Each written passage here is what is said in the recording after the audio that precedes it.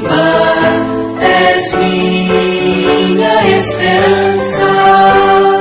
Tuas sombrias verdes matas até parecem cascatas, mas são lindas serenatas que a natureza criou. União, terra querida. Sabe, amanhã é o aniversário de União, 166 anos, e estamos exatamente em um dos pontos que na época em que a União foi emancipada foi estabelecido como sendo um dos limites do novo município, na verdade da sede do município, no caso União.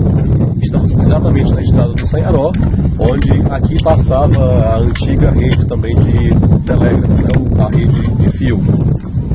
Mais adiante aqui nós temos a Baixa Fria, foi estabelecida também como limite. Então daqui para a União a gente deve ter em torno de no máximo uns 4 quilômetros, né, para o centro urbano, e esse ponto aqui foi um dos locais estabelecidos como limite. Esse era o caminho em que as pessoas se deslocavam entre União, Livramento e Campo Maior. Então aqui era uma artéria principal que levava as povoações circunvizinhas à povoação do Estaniado, que ia se desenvolvendo em virtude do porto. E por aqui passavam essas mercadorias, cargas, vindo ali do norte, centro-norte da província, ela indo ao Estaniado para ser embarcada.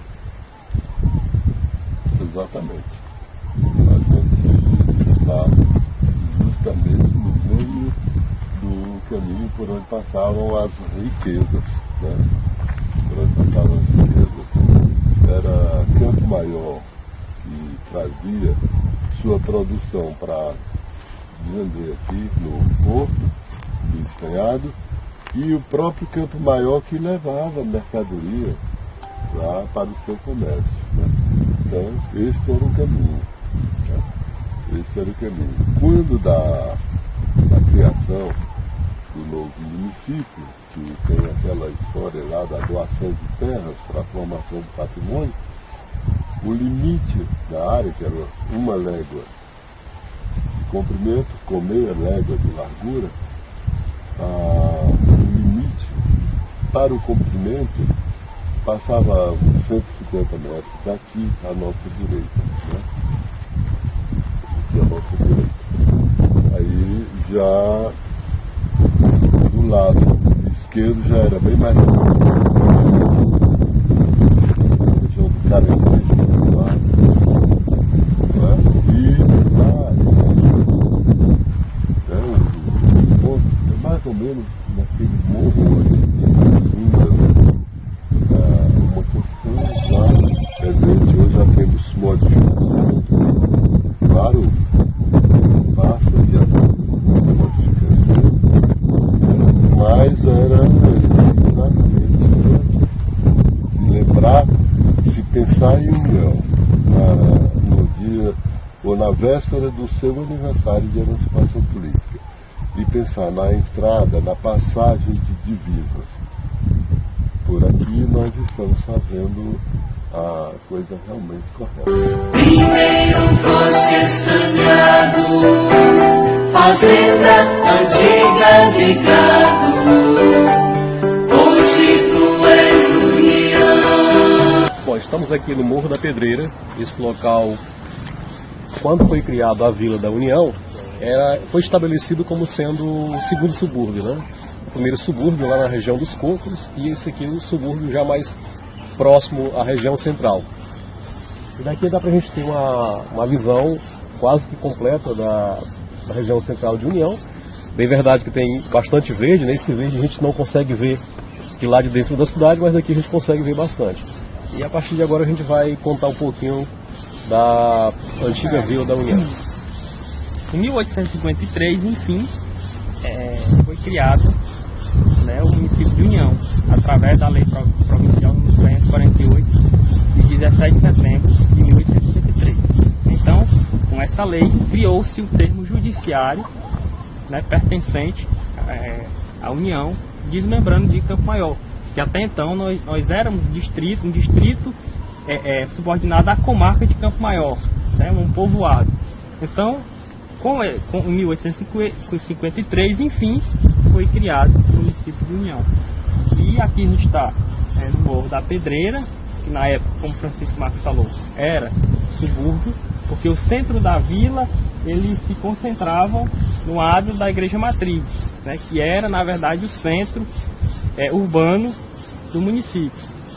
Né? União nasceu com muitas dificuldades, a exemplo dos vários municípios que são criados sem muita infraestrutura. No caso de União também não foi diferente. Mas, Raimundo? E há 160 anos atrás, então, né? Aí é que eu estava me lembrando aqui de um fato, meu amigo, que foi preciso o vice assumir para que então a povoação fosse transformada em vila, né? Luiz Carlos de Paiva Teixeira era vice-presidente da província no exercício da presidência. Eu não sei exatamente o porquê, mas foi isso aí. E o fato de estarmos aqui no Morro da Pedreira, esse morro, ele inclusive consta na historiografia, ainda que de forma acanhada, mas que aqui havia a presença de um minério que era extraído para fabricação de pólvora. Naquela época, as guerrilhas eram constantes, né? Havia atritos constantes e então tinha necessidade de fabricação de pólvora. E parece que uma boa parte do estânio era retirado daqui do Morro da Pedreira. É importante a gente destacar a figura de João do Rego Monteiro, porque talvez se não fosse ele, União demoraria a conseguir sua emancipação, porque ele, tendo uma visão empreendedora, né, sempre imaginou, pela importância estratégica do local, que aqui se tornaria um próspero município. Então, a partir dessa visão, desse seu entendimento, ele começou a empreender e incentivar outras pessoas, moradores da povoação ainda, a edificar. Ele edificou casas, fazendas, moinhos, prédios, tanto que quando União foi emancipada, que foi instalada a sede da vila, ele doou um dos seus imóveis para o funcionamento dos quatro organismos essenciais para o funcionamento da vila, que era o paço da Câmara Municipal, o quartel, a cadeia e o Tribunal do Júri, né? Além de doar as terras que a gente já falou. Formação do patrimônio, né? Agora, é interessante porque o João do Rego Monteiro, ele só fez a doação por escrituração 2 anos depois, por pressão do presidente da província, porque a princípio ele deu de boca. Mas no papel passado, só em 1855, quando a União passou para o termo judiciário de União passou para a comarca de Teresina, foi que ele passou as terras. Pois é, até porque naquela época existia o costume de que a palavra dada era fato consumado, né? Naquela época se resolvia muita coisa com a palavra. Hoje que se assina 1001 documentos e ainda tem um jeitinho de dar uma furada, né? Mas naquela época não. E o barão, embora houvesse ou haja ainda hoje alguém que se posiciona de forma contrária às atitudes dele, mas ai de nós, se não for o João do Rego Monteiro. Porque ele foi realmente um empreendedor, patriarca. Ele foi um entusiasta da emancipação, ele fez de tudo. É evidente que nessa doação, nessa sessão, ele teve algumas benesses com isso. Claro que ele teve. Não é nada condenável, né? Ele fez a doação de 1 légua de terra, com meia légua de largura, não é fácil, né? Ele ganhou alguma coisa por isso, né? Tanto que ele ganhou o título de barão, Ganhou. né, e outras honrarias por conta das doações que ele fez ao Império. Exatamente. Né? Que não foi só essa Exatamente. de União. Não foi, ele fez também lá por Teresina em Campo Maior. Campo Maior. E assim, como voltando ao que a gente tinha falado no começo, a maioria dos municípios, eles nascem sem uma infraestrutura adequada. Não foi diferente com a União. Para você ter uma ideia, a União, quando ela foi emancipada, ela não tinha uma sede própria para ocupar-se da Câmara Municipal, que era o órgão executivo e legislativo da época. Foi emprestada, né, o João do Rego Monteiro emprestou sua casa, que funcionou por 8 anos, sem as condições adequadas para o funcionamento. Nesse mesmo prédio funcionava a cadeia, o quartel e o tribunal de júri. Né? A igreja matriz, em 1853, era apenas uma capela feita de adobe, que já se encontrava em ruínas.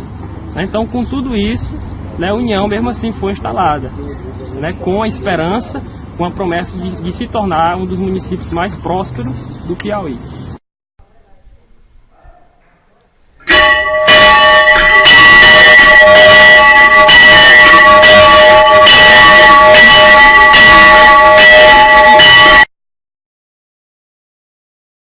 Estamos na Catedral de Nossa Senhora dos Remédios e antes de acontecer de fato a fundação da Vila da União, aconteceu a implantação da paróquia de Nossa Senhora dos Remédios, que é a padroeira de União.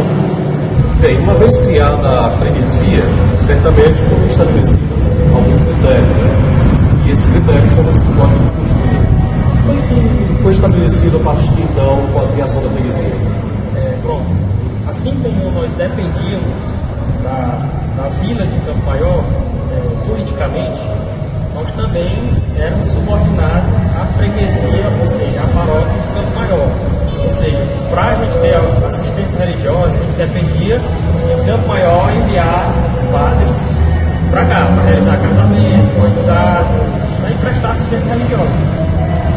Com essa nossa, digamos, independência religiosa, passou-se a morar aqui o padre e o pároco, né, para dirigir a paróquia.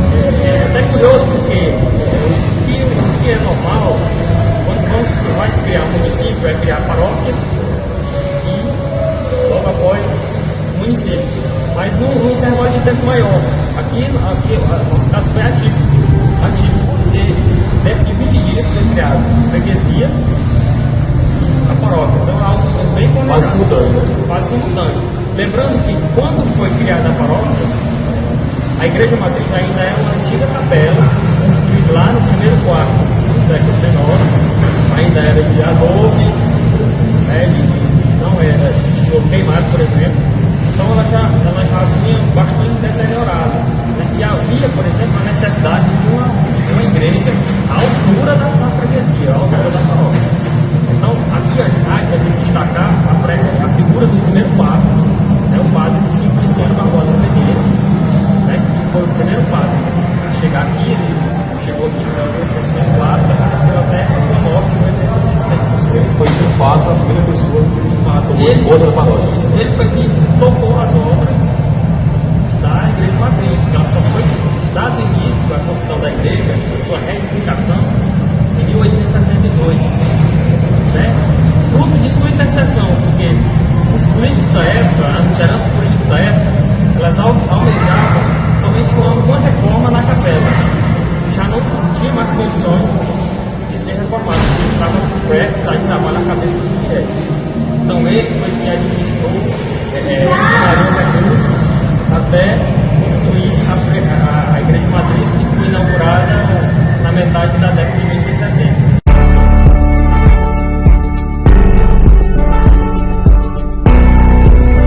Continuamos aqui na igreja de Nossa Senhora dos Remédios, que é a padroeira de União Piauí, e de fato, oficialmente, desde que União foi fundada, um pouco mais cedo, né, 20 dias antes de União, já existia a paróquia, né? Só que no decorrer dos tempos, o festejo que ganhou popularidade foi o festejo do pau padroeiro, que é São Raimundo Nonato. São Raimundo vai de 21 a 31 de agosto e Nossa Senhora dos Remédios de 6 a 16 de outubro. E a gente tem um período mais popular, onde acontecem festas populares e tudo mais, o festejo de São Raimundo Nonato, mas durante o festejo da padroeira é aquela festa mais, digamos, religiosa. Não é que não tenha movimento. Todas as novenas são bem... tem bastante participação religiosa, né? As pessoas vêm de fora e tudo. Agora, a parte cultural, praticamente, ela não existe no período do festejo da padroeira, que é Nossa Senhora dos Remédios. Assim, em relação ao próprio festejo de São Raimundo, é interessante destacar que antes de 1924, aqui já havia a fé em São Raimundo. Tanto que, no inventário da paróquia de 1886, aqui na igreja se encontrava-se uma imagem de madeira pequena, fazendo parte aqui da igreja matriz. Então, a fé em São Raimundo, ela não vem de 1924 para cá, né? De 1924 para cá foi apenas a promessa, né, feita pelo senhor Raimundinho Fortes, que por coincidência ou não Chará do Santo, né, em que deu início ao novenário, o que é hoje a maior festa religiosa do município, né? Atribuem essa popularidade, essa profanização, digamos assim, do festejo de agosto ao padre brasileiro, que acreditava, né, que queria, selecionou, digamos assim, escolheu, digamos, o festejo de São Raimundo para ser mais profano, mais festeiro, para não macular, digamos assim, a festa da padroeira, né, para ser uma festa mais religiosa. Ou seja, a festa da padroeira ser uma festa mais família, né? Mais família. Isso. E não é de agora que o festejo de Nossa Senhora dos Remédios, ele é, digamos, mais religioso. Porque no século XIX a gente tinha outras festas. Por exemplo, o culto a Nossa Senhora da Conceição, que era festejado no dia 8 de dezembro, era uma festa muito grande que havia aqui no século XIX. Muito maior do que o festejo. Muito maior do que o festejo da padroeira.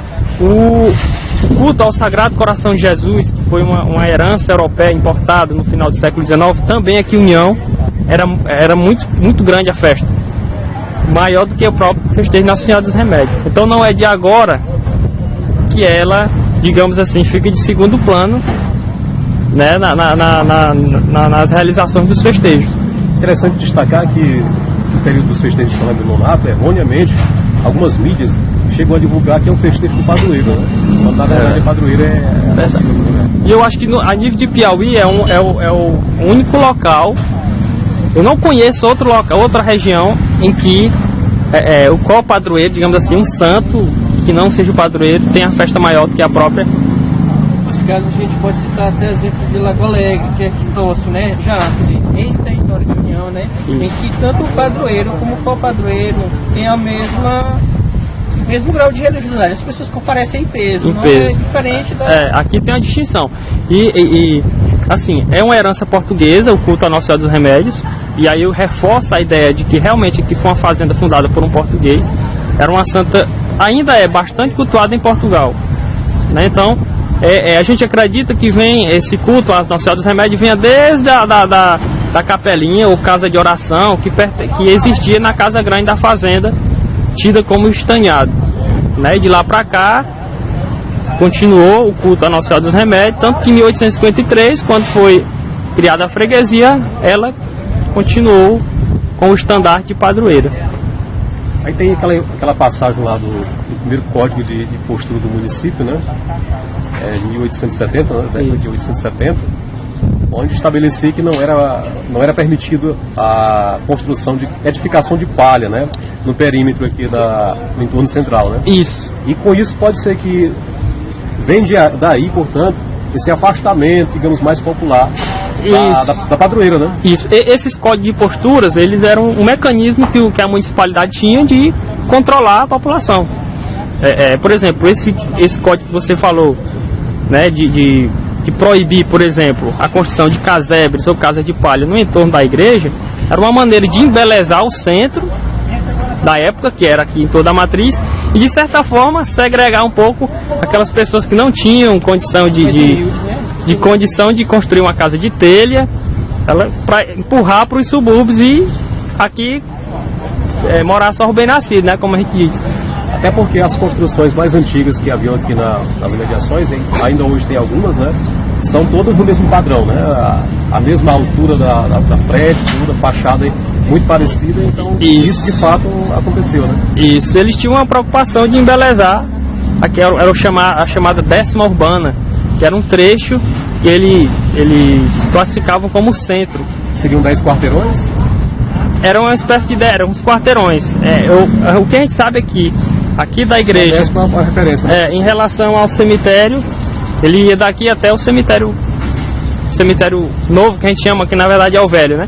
Aqui no bairro São João, aqui no final da rua. Ou seja, o cemitério novo de União, na verdade, é o velho. É o velho. É o cemitério velho. Vale lembrar também que, devido à construção da Capela de Nossa Senhora dos Remédios, no início, quando a União era vila, como você já declarado, Danilo, que o São Raimundo Nonato, esse festejo de São Raimundo Nonato se deu pela promessa de seu Raimundo Fortes. Começou com noveninhas na casa dele, depois foi trazido para a igreja, aliás, para a capela, foi chamando mais gente, comunidade, vizinhos como o Maranhão, e aí foi aumentando, a cada ano ia aumentando. E como já tinha antes colocado o nome da capela de Nossa Senhora dos Remédios, então foi deixando assim de lado Nossa Senhora dos Remédios, entre aspas, e foi só passando essa festividade de São Raimundo Nonato. E aí veio que muitos foram também divulgados que São Raimundo era o padroeiro dos vaqueiros, e aí foi aquela aglomeração, foi juntando muita gente, e aí Nossa Senhora ficou de lado. Agora, em meados de 80, né, aí foi que o pessoal foi se aproximando e caindo também em si que a padroeira realmente da nossa paróquia é Nossa Senhora dos Remédios. Até quem diga, até quem defenda a ideia de substituir, né, Nossa Senhora dos Remédios por São Raimundo, que eu acho algo Chegou a ser cogitado, né? Chegou a ser parece que a ideia não foi adiante. assim como tem gente que acredita, que defende a ideia de União voltar a se chamar Estanhado, né, porque foi estanhado até a criação da vila, né? Aí criou-se Vila da União. E segundo as teorias, assim que se dizem da origem do nome, é que atribui-se ao Barão de Gurgueia, né, de ter batizado. Dizem que é porque a população de União era muito unida, que eu acredito que isso não só passa de uma lenda, porque lá no século XIX, principalmente até a década de 50, aqui era uma região muito violenta, né, tanto a nível nacional, né, no contexto nacional, o primeiro reinado e a regência foi um período muito turbulento, né, de revoltas, insurreições. A União sofria muito com a presença de criminosos vindo de Caxias por conta da proximidade com o Rio Parnaíba. Se hoje é difícil quem comete um crime e para aquele lado vinha para cá, né, para ser descoberto, imagina no século XIX. E aí outro detalhe interessante, quando foi colocado o porto lá, o cais no Rio Parnaíba, Campo Maior fez um destacamento de um grande número de segurança. Né? Eu acho que em torno de 160, alguma coisa nesse sentido. O número de policiais em União hoje é nem a metade disso, né? Então, assim, isso leva a crer que de fato é uma região muito crítica, né? Porque se foi colocado um número tão grande de um destacamento para dar guarnição ao porto, certamente o local era bastante reimoso, né? Não dava para ser União, assim. Né? Outra vertente sobre a origem do nome, que eu acredito que essa tenha mais a ver, é por conta da balaiada. Porque a União, como estava próximo aqui de lado de Caxias, que era o epicentro de tudo, né, o governo da província ele montou seu aparato repressor aqui no Estanhado, né? Ou seja, ele uniu as forças do norte, do centro-norte do Piauiense para combater os balaios aqui. Daqui viria o nome União, né? Ou seja, união das forças legalistas contra os balaios. Aqui uniu-se o aparato repressor do governo para combater os revoltosos. Então essa que seria a outra versão da história que eu acredito que tenha mais sentido. Então assim, a gente misturou um pouco da história do festejo da padroeira, aí voltamos novamente para a gênese de União, mas o que a gente gostaria de reforçar para finalizar essa nossa gravação aqui é que de fato a padroeira de União é Nossa Senhora dos Remédios, de 6 a 16 de outubro.